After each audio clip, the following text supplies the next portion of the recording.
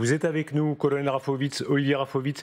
Merci beaucoup d'être avec nous. Vous êtes porte-parole de Tsahal, évidemment. Un mot sur les images. Expliquez-nous bien à quel stade de la libération on est très précisément sur ces images qui nous parviennent de Rafah. 13 otages israéliens ont été ce soir libérés par le Hamas, sont passés à la Croix-Rouge et de la Croix-Rouge à Rafah en Égypte. Et à l'heure où nous parlons, 13 otages libérés ont été identifiés, mais on attend encore l'identification, je dirais, finale des services pour être totalement sûr de qui est qui dans ce convoi. Mais en tout cas, nous sommes évidemment extrêmement heureux ce soir de pouvoir de nouveau, dans cette deuxième phase de l'accord, recevoir vivants 13 otages israéliens qui ont passé un calvaire aux mains du Hamas. Il y a également avec eux quatre citoyens thaïlandais qui ont également été libérés. Olivier Rafovitz, comment est-ce que ça se passe? Parce que vous le dites, le calvaire pour d'abord les familles. Est-ce que, comme Sisyphe, c'est à recommencer chaque jour? Est-ce que demain matin, de nouveau, il va y avoir une sorte de suspense tragique où le Hamas pourra décider d'en libérer X, Y, 10, 12, 13, moins ou pas du tout? Vous avez vu aujourd'hui ce qui s'est passé. Il s'est passé aujourd'hui une crise extrêmement grave qui aurait pu en créer une autre encore beaucoup plus grave. L'implication de l'Égypte et du Qatar comme intermédiaire extrêmement important dans, je dirais, dans les clauses ou la consolidation de cette formule. Je ne veux pas vraiment parler d'accord, je préfère parler de cadre dans lequel nos otages, nos kidnappés sont libérés, ont joué également donc un rôle très important et chaque jour, en fait, amène de nouvelles sensibilités à la fois dans le processus et également dans l'organisation de la libération. Nous devons être, nous, en Israël, extrêmement prudents, d'abord, avant tout, pour les familles des kidnappés qui attendent toute information, même toute petite information. Et tant que les kidnappés ne sont pas libérés en territoire israélien, clair et net, que nous pouvons les voir, les vérifier, les toucher, puis ensuite les amener par hélicoptère dans les hôpitaux, eh bien, le processus n'est pas terminé. Et c'est pour cela que ce soir, le général Hagari, qui est le général en chef, le porte-parole en chef de Tsahal, moi je suis le porte-parole francophone de Tsahal, a bien dit qu'il fallait être très prudent et que chaque jour est un nouveau jour. Et que tant que la trêve des 4 jours ne se finira pas avec les 50 otages qui doivent être libérés, seront libérés, eh bien nous serons toujours, chaque jour, après chaque jour, dans une attente et dans une patience qu'il faut avoir pour ne pas être à la fois déçus et surtout de ne pas disperser des informations qui sont... On voit la photo en dessus de vous. Colonel, justement, on voit chez nous, en tout cas, apparaître sur notre écran ces visages d'adolescents qui sont libérés. On connaîtra probablement d'ici quelques minutes tous ces noms. Évidemment, Israël, mais même le monde entier, attend la libération de ces deux bébés de 10 mois, ses frères, 10 mois et 4 ans. Ils ne sont peut-être pas ce soir dans cette liste, dans ces otages libérés. Moi, ma question, c'est est-ce que Israël arrive à avoir son mot à dire sur ces listes, ou est-ce que c'est le Hamas qui, d'une façon unilatérale, donne cette liste tous les matins ou tous les soirs pour le lendemain? Écoutez, je veux répondre de manière générale, si vous me permettez. Nous sommes en guerre avec le Hamas. Le Hamas est une organisation terroriste, peut-être des plus cruelles dans le monde aujourd'hui. Ils ont kidnappé près de 250 personnes, dont des enfants, dont un bébé de 9 mois. Je ne connais, moi, personnellement, et je suis un ancien ou un vieil expert du domaine militaire et sécurité, je ne connais pas un exemple où des terroristes kidnappent un bébé de 9 mois. Je n'en connais pas. Justement, est-ce qu'on peut espérer voir ces enfants, ces bébés être libérés? Est-ce qu'ils feront partie de ces 50 otages qui seront libérés lors de ces 4 jours de trêve? Est-ce que Israël peut réussir à négocier ces libérations, justement? Écoutez, si vous me permettez, Israël, le gouvernement israélien, au plus haut niveau, avec l'échelon militaire au plus haut niveau, est impliqué dans cette formule pour retrouver nos otages sains et saufs à la maison. Il est clair que lorsqu'on fait un accord, une sorte d'accord, il y a deux côtés. Évidemment, Israël fait partie d'un côté de cet accord. Et la preuve, s'il y a une trêve aujourd'hui, c'est une trêve où l'armée israélienne, pendant 4 jours au moins, cesse les combats. Nous sommes dans la bande de Gaza, nous avons éliminé des milliers de terroristes, détruit des milliers d'objectifs du Hamas. Cette trêve aujourd'hui, elle a lieu Et parce que Tsahal a justement réussi au niveau militaire, je dirais, une mission extrêmement importante contre le Hamas, ce qui a poussé le Hamas à accepter ces trêves et à accepter également les clauses de ces trêves, dont la libération en plusieurs phases, là c'est la deuxième, d'otages israéliens aux mains du Hamas. S'il n'y avait pas eu de pression militaire, là je peux vous le dire parce que c'est ce que nous savons à tous les niveaux et au plus haut niveau de l'État, il n'y aurait pas eu d'acceptation par le Hamas de trêve humanitaire, entre guillemets, Olivier Rafovitz, s'il vous plaît, restez avec nous, s'il vous plaît. Je sais que votre temps est précieux, mais restez avec nous parce qu'on a d'autres questions à vous poser, évidemment, sur la suite, mais qu'on comprenne bien avec tout notre plateau ce qui est en train de se passer. D'abord, il y a d'autres noms qui apparaissent. La petite Émilie Hand qui s'est affichée il y a quelques instants et beaucoup d'autres noms. Et son amie Émilie et son ami Hila Rotem. Il y a eu aussi une grand-mère, sa fille et les deux petites filles qui s'appellent Navé et Yahel. La maman s'appelle Edi et la grand-mère Shoshan. Voilà, on met des noms sur des otages, c'est une tragédie absolue, c'est du goutte à goutte, mais bon, c'est quand même un bonheur de les revoir revenir en Eretz Israël. Alors, Patrick Martin-Genier, on a l'acteur décisif qui est Israël, l'acteur décisif qui est évidemment le Hamas, il faut le dire, avec qui on parle même indirectement, et en particulier via le Qatar. Ce soir, beaucoup disent merci le Qatar. Oui, tout à fait, comme le disait monsieur le député, il y a l'Égypte et le Qatar qui sont intervenus et qui sont là constamment. On a même dit qu'il était demandé à Israël peut-être de prolonger cette pause humanitaire. Donc évidemment, le dilemme qui se pose aujourd'hui au gouvernement israélien, c'est de savoir de quelle façon on va pouvoir rendre compatible la future libération des otages. Il y en a encore plus de 200, alors qu'il a dit qu'il ne cesserait pas le feu pour éliminer cette organisation terroriste. Vous posez là la question cruciale. Comment va faire maintenant Israël? Parce qu'en théorie, ils doivent attendre. Beaucoup se disent qu'il faut attendre les libérations des autres otages. On va poser tout de suite la question à Rafovitz, mais qu'on comprenne bien la logique. En réalité, pour Israël, il y a une dimension de piège, parce que théoriquement, il faudrait attendre que tous les otages soient libérés. C'est-à-dire que théoriquement, il y a une contradiction entre dire immédiatement qu'on veut détruire le Hamas, qu'on comprend effectivement, puisque le Hamas c'est le 7 octobre, bon, très bien, mais que quand on veut négocier, et d'ailleurs on négocie, ça veut dire qu'on a des relations avec des gens dont on dit je vais te détruire. Ça paraît assez contradictoire, je veux dire, ça ne peut se faire que l'un après l'autre, j'allais dire, et donc il va falloir déjà négocier tous ces otages. Et là, je dirais, le Hamas reste le maître du temps, parce qu'il peut négocier 10 par 10, 5 par 5, il peut faire durer ça un petit peu ce qu'il veut.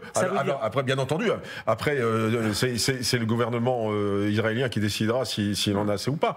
Mais ça a des conséquences sur la vie des otages. Les hommes sont absents de cette négociation-là, par exemple. C'est très intéressant. Ça veut dire qu'au total, il va rester ce bouclier humain qui ne sera pas rendu. Qu'on comprenne bien les points de vue. Vous n'étiez pas d'accord avec ça, n'est-ce pas, tout à l'heure, Meir Habib, quand on disait que le gouvernement piégé. Vous dites non, il n'est pas piégé. Le gouvernement, c'est parfaitement ce qu'il fait. Il veut, pour lui, c'est concret. Là, les noms qu'on égrène rentrent en Israël. Donc c'est gagné.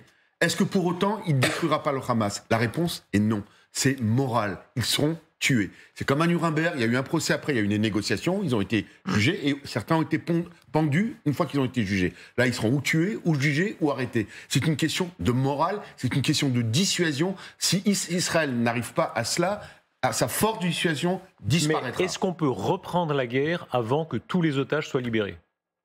Bien sûr, c'est ce qui va se passer. Tous les otages, pas des 50, on parlait pas des 50, on parlait des 200. Futures, oui, des 200. Évidemment, c'est ce qui va se passer. C'est-à-dire, les combats vont reprendre, l'offensive israélienne va reprendre avant. Netanyahu me l'a encore redit cet après-midi, je lui ai posé la question. Il est clair là-dessus. Il y a pour l'instant 50, 150. Ça peut être 100, 300. Et après, la guerre reprend. Après, ça peut changer, bien évidemment. Le monde va pousser pour qu'Israël arrête. Connaissant Netanyahou, n'arrêtera pas tant d'avoir détruit le Hamas. Après, évidemment, il y a des je vous en prie. Alors, déjà, juste avant ça, la position de Tsahal, on a là la position politique, mais Olivier Rafovitz, la logique de guerre, quelle est la logique de guerre? Est-ce que dans 3 jours, 4 jours, combien, Israël dira, Tsahal dira, il faut repartir à l'assaut? Écoutez, je vais vous dire, Israël est une démocratie en guerre, une démocratie. Le gouvernement israélien a aujourd'hui un cabinet de guerre, restreint. Netanyahou, Premier ministre, Gallant, ministre de la Défense, Benny Gantz, ministre, important au niveau de la sécurité et de la défense, et d'autres, mais ce sont les 3 principaux. Et la guerre contre le Hamas est une priorité. La libération des otages est une priorité. Et les 2 priorités vont être obtenues. Pardon, Olivier Rafovitz, ça on a compris, mais on entendait le député lui-même qui dit il y aura une pression internationale. Tous ceux qui veulent un cessez-le-feu vont maintenant vous dire vous voyez, attendez un jour de plus, 5 jours, 10 jours, etc. Comment résister à ça, de votre point de vue? Je vais vous dire, il fallait hier écouter le discours du président des USA, M. Joe Biden, qui est quand même le président de la première puissance mondiale, qui a dit qu'il comprend et qu'il faut continuer et qu'il faut éliminer le Hamas et que ça prendra le temps que ça prendra. Non, un cessez-le-feu aujourd'hui... Il a dit aussi en parlant de la trêve que ça n'était qu'un début. Je vous dis, vous avez tout à fait raison, il a parlé de la trêve, mais également de l'élimination du Hamas. Trêve humanitaire, nous ne sommes pas en guerre avec les Palestiniens, nous sommes en guerre avec le Hamas. La libération des otages est une priorité. Cette priorité aujourd'hui, elle est obtenue par la pression militaire. Sans pression militaire contre le Hamas, il n'y aurait pas eu, je répète, de trêve ni d'accord pour une libération d'otages israéliens en échange de détenus, de prisonniers terroristes palestiniens comme ce soir. Il y a aussi cette pression, il y a aussi cette pression de la société. Il y a aussi cette pression de la société. Est-ce qu'on peut penser que le gouvernement, que ce cabinet de guerre pourrait plier, pourrait finalement tout arrêter parce que ce soir encore, on a vu des civils... Donc le Hamas a gagné. Si c'est ça, le Hamas a gagné. Taper à la porte certains doivent le penser. Certains doivent le penser. À Jérusalem. Pas en même temps. Alors attendez, non pas tous en même temps. Alors d'abord, oui, juste Meyer. Non, je dis, c'est vrai, c'est une éventualité. Il y a une pression. Mais si ça arrive, je donne mon humble sentiment, le Hamas a gagné. Oui, il faut libérer tous les otages jusqu'au dernier. Et oui, il faut une pression militaire maximum, parce qu'ils ont peur de ça. Alors après, est-ce qu'il peut y avoir des morts, y compris parmi les otages? La réponse est oui. Est-ce que vous me dites aujourd'hui, est-ce qu'on aura la totalité des otages qui vont revenir? La réponse est non. Est-ce qu'il y a des morts parmi les otages? Je suis sûr qu'il y en a. Ils ne mettent que les gens en bonne santé, etc. Alors regardez la très mauvaise nouvelle, hélas. Mais première image où on voit tous les libérés, toutes les personnes. De nouveau, ce sont beaucoup d'enfants et de femmes, enfin ce code des enfants et des femmes, qui ont été libérés dans cette deuxième série de libérations, on le rappelle, après tant d'heures d'angoisse, puisque le Hamas avait bloqué la chose. Oui ? Non, j'ai une question qui se posait tant à M. Habib qu'à M. Rafovitz. On parle d'une pression internationale. Est-ce qu'il n'y a pas un débat? On dit qu'il y a un cabinet de guerre, que tout le monde est uni. J'ai lu dans la presse israélienne qu'il y avait certaines divisions, que M. Netanyahou avait obtenu une majorité pour sa stratégie, à la fois cette pause humanitaire, mais que certains étaient contre cette pause humanitaire dans le gouvernement. Absolument. Est-ce que c'est pas de nature, c'est une question, à fragiliser un peu la position du gouvernement? Netanyahou a tranché. Et je crois que ça s'est pris à l'unanimité. C'est vrai qu'il y avait des ministres au sein de la coalition qui disaient au contraire, tout le monde veut libérer les otages, qu'il n'y ait pas de malentendu. Mais certains pensent que la stratégie pour libérer tous les otages est une pression militaire maximum, étouffement, stop, on arrête, on vous donne tout. Voilà. Et d'autres ont dit, voilà, ce qui est pris, on va doucement. Il y a eu les États-Unis ont énormément pesé là-dessus, le Qatar, l'Égypte, et ça avance. Après, aujourd'hui, il semble qu'après, ça doit s'arrêter, ça continuera un peu, mais pas indéfiniment à mon avis. Avant ça, profitons, si je vous permets, profitons de la présence d'Olivier Rafovitz, parce que je sais que vous voyagez beaucoup, qu'on comprenne bien, parce que vous amenez beaucoup d'informations extrêmement précises. Question précise, est-ce que vous êtes confiant pour la libération des prochains otages? Est-ce qu'il existe, évidemment, vous n'avez pas donné d'informations confidentielles, mais dans la logique, est-ce que vous avez déjà des listes pour demain, après-demain? Je dois être extrêmement prudent. Juste deux choses. D'abord, pour Israël, nous prenons l'hypothèse que tous les otages sont vivants et sont libérés, et doivent être libérés. La deuxième chose que nous disons, c'est que les familles des kidnappés, des otages aux mains du Hamas, sont pour nous une priorité dans le sens où nous allons tout faire, j'ai bien ça, elle va tout faire pour libérer les otages, que ce soit d'une manière ou d'une autre manière. Maintenant, pour ce qui est des listes et des prochaines phases, des 2 prochaines phases dans le cadre de cet accord de 4 jours dans un premier temps, je ne peux pas pour l'instant vous donner trop de détails, aucun détail, pour des raisons qui sont liées au dossier lui-même. Comme vous le savez, c'est un dossier qui est traité au plus haut niveau de l'État, avec le secret le plus gardé, parce qu'il y a des sensibilités, et comme vous l'avez vu ce soir, des possibilités de crise du dernier moment qui font que d'une crise comme ce soir, ça aurait pu mener à une crise beaucoup plus grave, de très grande ampleur. Olivier Rafovitz, autre question extrêmement précise. Que fait l'armée israélienne? On pense bien qu'elle ne reste pas inerte en termes clairs. Est-ce qu'elle est déjà en ce moment en train de se préparer à la prochaine offensive? L'armée israélienne est dans ce qu'on appelle au niveau militaire, dans un positionnement opérationnel adapté à la trêve. C'est-à-dire que nous avons reçu l'ordre et la décision du gouvernement que cette trêve soit respectée, elle est respectée par Tsahal à 100% pour justement que les otages soient libérés en échange de prisonniers palestiniens. Mais nous sommes dans une situation où nous sécurisons nos forces, nous sommes sur le terrain, nous n'avons pas bougé et nous sommes prêts à tout développement, à toute possibilité également à reprendre le combat après la trêve. Je répète. Pas reculer, c'est ce que vous dites là est un élément intéressant. Vous n'avez reculé d'aucune position, n'est-ce pas? Mais vous plaisantez. Nous sommes en guerre contre le Hamas. Et le Hamas aujourd'hui a été, dans sa grande partie au nord, éliminé. Mais il n'est pas totalement éliminé. Donc nous sommes toujours en guerre. Et le but de cette guerre, je le rappelle, c'est d'éliminer le Hamas. Et nous ne finirons pas... Question, colonel, vous êtes un colonel, vous devez entendre un général. Respectez les hiérarchies. Écoutez, voilà, général Richoux, question au colonel. Bonsoir, colonel. Moi, j'ai une question à vous poser.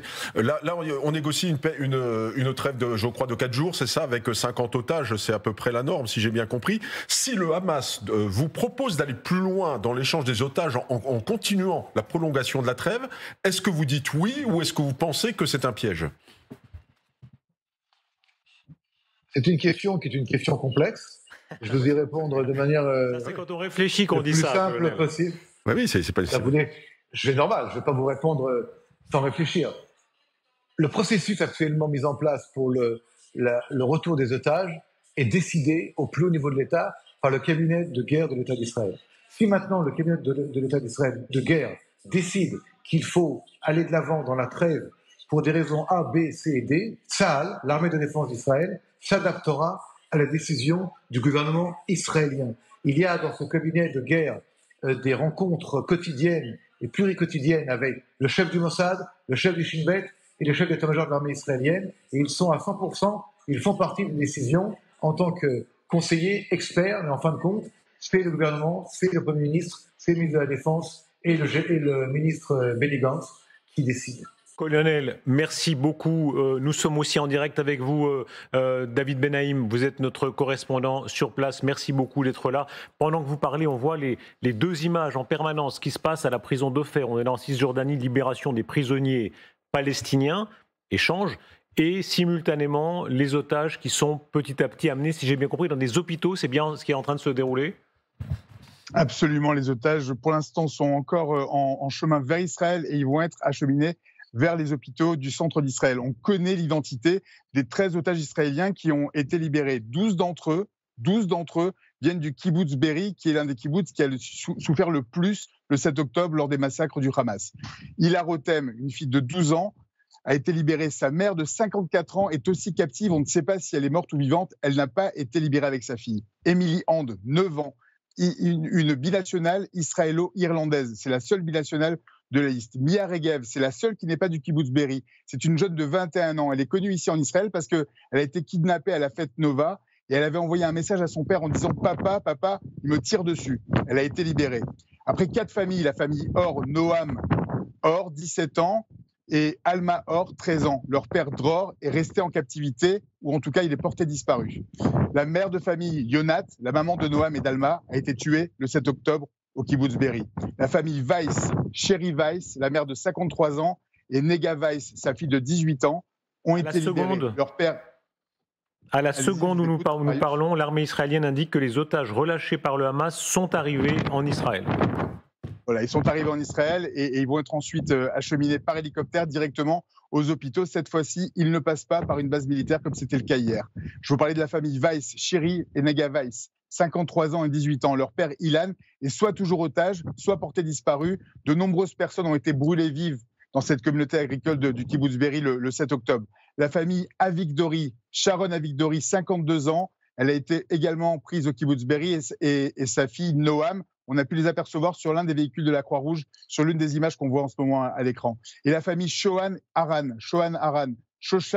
la grand-mère de 67 ans, Adi Shosham, la mère de 38 ans, Yaal, la fille, et Navé, l'enfant, le fils de 8 ans. Ils ont tous les 4 été également libérés. C'est la liste des 13. On n'a pas encore la liste des 4 travailleurs étrangers. Je peux vous dire également que Souvent, on fait une grosse différence entre les travailleurs étrangers et les otages israéliens.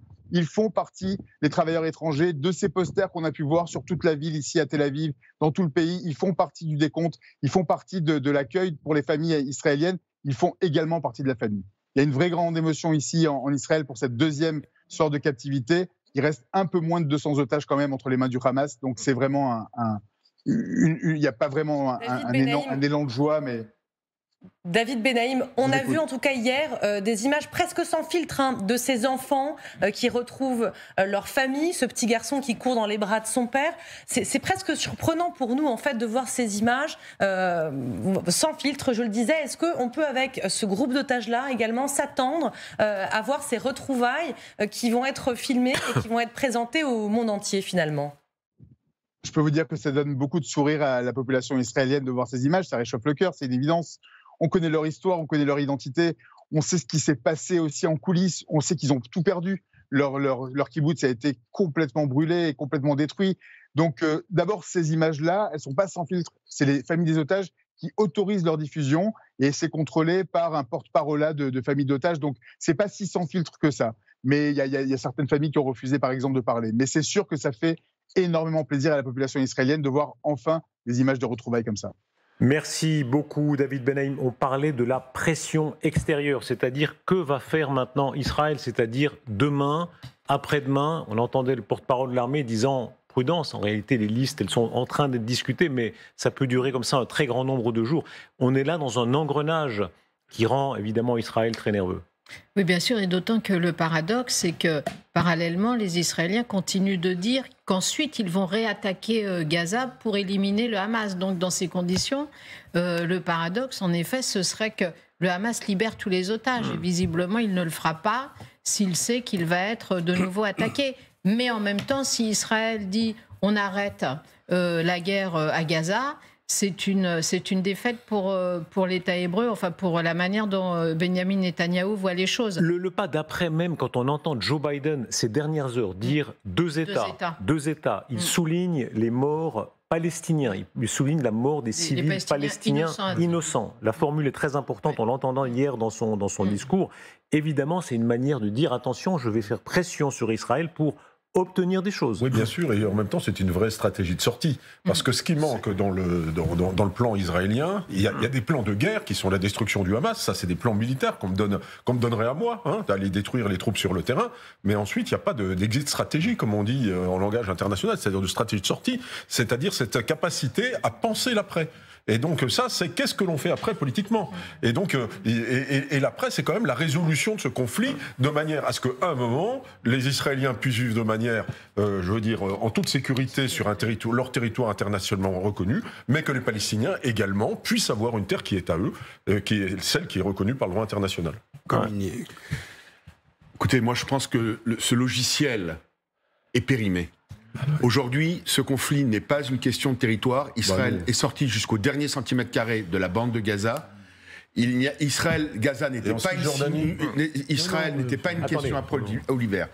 Personne aujourd'hui en Israël, et j'en ai encore discuté avec le Premier ministre aujourd'hui, s'il s'agit aujourd'hui de donner une autonomie administrative totale, comme il existe aujourd'hui, de l'agrandir, mais la sécurité de l'État d'Israël, du Jourdain jusqu'à la mer, et toutes les manifestations voient un État du Jourdain jusqu'à la mer. Mais Meir Habib, pardon, on entend cette pression internationale dire Israël devra politiquement donner, pas forcément maintenant, mais plus tard. Moi, j'entends au niveau international le nouveau Premier ministre, peut-être hollandais, qui disent que les Palestiniens doivent aller en Jordanie. J'entends aujourd'hui des gens les États-Unis ont transféré leur ambassade à Jérusalem. C'est plus complexe que ça.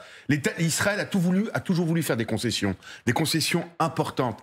Ils ont signé les accords d'Oslo. Vous n'êtes pas d'accord. Vous comprenez deux points de vue. Pourquoi vous n'êtes pas d'accord, Général Richoul ? On avait promis. On parle de droit international. Alors. Mais de quoi ? Et si je peux me permettre, j'ai été moi aussi attaqué par le général sur place. Je n'étais pas là. Donc, monsieur le général Richoul, vous avez parlé de déshonneur, vous me parlez de mauvaise foi. Je répète, je persiste et je signe. Vous êtes un député de la République, vous devez défendre le droit. Comment pouvez-vous expliquer qu'en Cisjordanie, vous défendez le droit ? Je peux terminer. Franchement, il y a un problème. Petite parenthèse. Je ne voudrais pas me faire agresser sur place, je voudrais juste répondre. Motion d'ordre, qu'on comprenne bien. Vous avez dit un juif n'est jamais un colon en Judée. Voilà, alors que d'après le droit international, il y a des colonies légales en Cisjordanie, mais chacun. Le général Richoud a dit c'est scandaleux. Qu'on comprenne bien les deux points de vue. D'abord, le droit international, c'est cette ONU qui a mis à la tête des commissions des femmes des Iraniens ou des commissions de droits de l'homme des Libyens.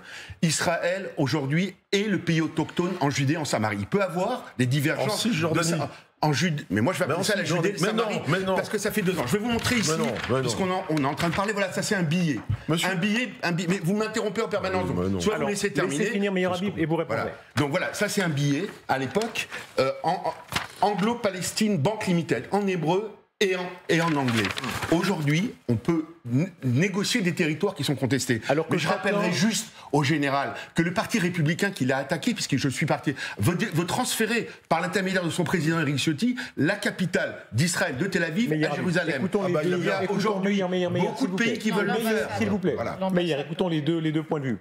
Oui, alors les républicains qui sont censés être des gaullistes, permettez-moi de vous dire qu'il y a quand même un problème maintenant. Aujourd'hui, qu'un parti de gouvernement qui soit défendre le droit, c'est notre droit, le droit, moi je rappelle le droit. Simplement, le socle des démocraties, c'est le droit, c'est le respect du droit, c'est le respect du droit international. Là, vous m'expliquez que Israël est un État démocratique, mais qu'il a le droit de s'asseoir sur le droit par un espèce de droit millénaire, religieux, etc., etc.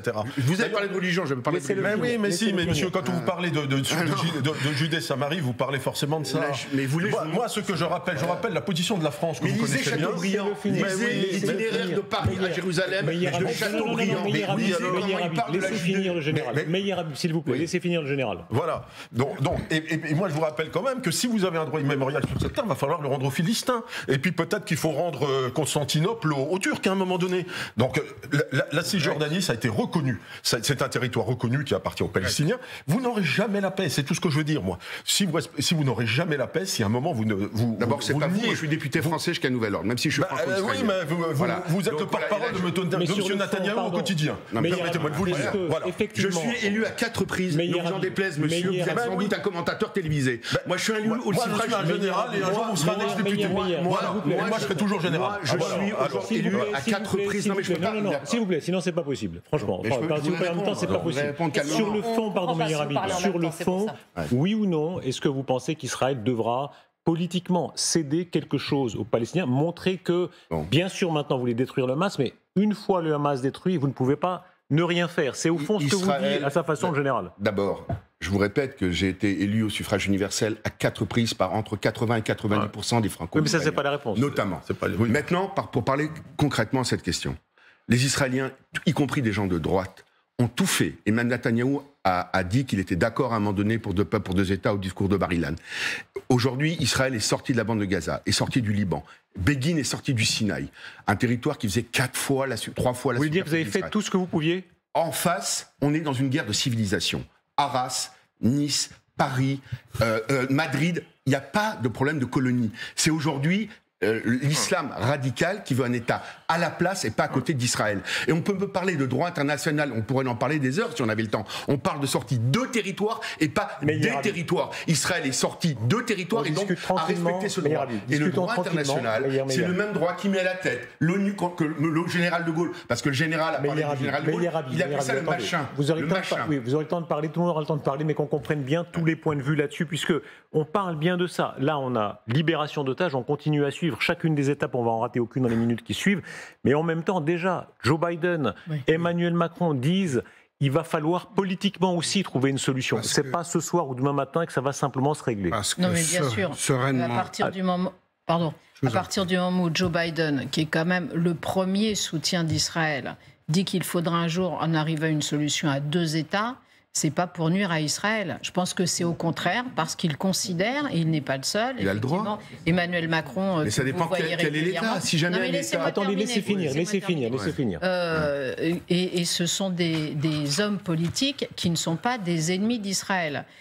Et eux considèrent que justement cette solution à 2 États, c'est pour garantir à terme la sécurité d'Israël et la sécurité des Palestiniens, bien sûr. Et que c'est ce qui s'est passé avec les accords d'Abraham. On pensait justement à un moment qu'Israël pouvait signer la paix avec un certain nombre d'États arabes de la région et que la paix allait progresser. On s'est rendu compte qu'en fait, tant que la question palestinienne ne sera pas réglée, il n'y aura pas de paix. Et c'est pour ça que Joe Biden, hier, vous vous rendez compte, hier, le jour de la libération, la première libération des otages, il le dit dans son discours. Je ne pense pas que ce soit pour nuire à Israël. Après, concernant le droit international, effectivement, il y a 2 résolutions, 242, 338, qui demandent à Israël d'évacuer les territoires occupés. Passons. On reprendra la discussion sur l'avenir politique, qui ont été conquis après une guerre. Et c'est une question d'autant plus cruciale qu'aujourd'hui, il y a la guerre entre l'Ukraine et la Russie et que se repose la question des territoires occupés et qu'on demande évidemment à la Russie de quitter les territoires qu'elle occupe à la suite d'un conflit. Repassons par ce qui se passe. C'est pour ça qu'il ne faut pas voir ça comme une attaque contre Israël, mais pas du tout. Mais pour des gens qui, au contraire, considèrent que ce sera synonyme de la paix. Attendez, repassons par ce qui se passe sur le terrain. Ouais. Solène Rioux, nous sommes toujours en direct. Je rappelle, il est 1 heure de plus en Israël, donc il est maintenant minuit 17. L'ultimatum qui est tombé à minuit, mais évidemment, heureusement pour les familles, il n'a pas lieu d'être. Elles sont libérées. Est-ce qu'on en sait un peu plus ce soir sur le moment exact où nous nous trouvons ? Eh bien écoutez, la dernière information qui nous est parvenue, c'est que ces otages sont bien arrivés sur le sol israélien. C'est bien évidemment ce qu'attendent toutes les familles et de manière générale la population israélienne. On a reçu un communiqué officiel de l'armée israélienne il y a quelques minutes qui affirme qu'une unité d'élite de Tsahal et que des agents du Shin Bet sont en train de les prendre en charge actuellement. Ce qu'on sait également, c'est qu'un premier bilan de santé a été effectué par le comité international de la Croix-Rouge qui rapporte un état de santé plutôt bon pour ces 13 otages.